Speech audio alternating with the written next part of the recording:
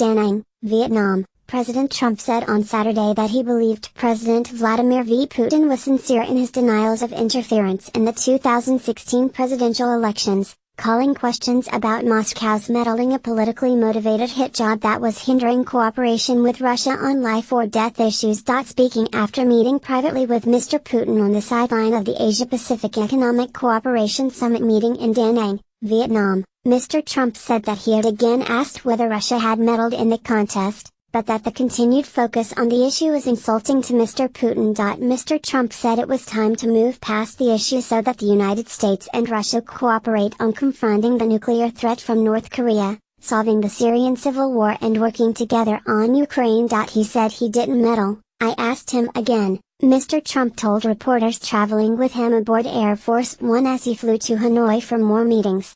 You can only ask so many times. I just asked him again. He said he absolutely did not meddle in our election.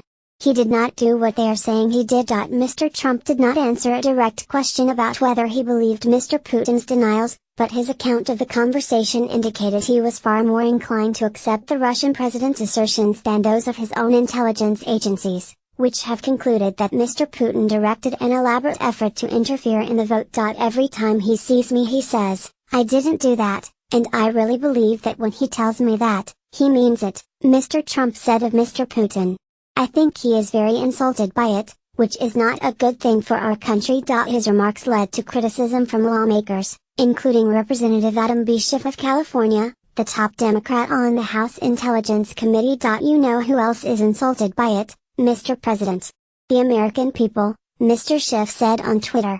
You believe a foreign adversary over your own intelligence agencies. Mr. Trump heaped disdain on the former leaders of three American intelligence agencies, John O'Brien, the former CIA director, James R. Clapper Jr., the former director of national intelligence, and James B. Comey, the FBI director he fired this year, appearing to suggest that they were less trustworthy than Mr. Putin. I mean, give me a break, they're political hacks, Mr. Trump said.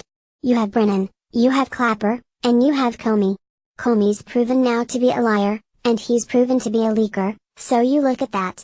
And you have President Putin very strongly, vehemently says he had nothing to do with that. The president said lingering questions about whether his campaign aides had worked with Russia to sway the election were souring Washington's relationship with Moscow on a host of vital security issues. Having a good relationship with Russia is a great thing, Mr. Trump said.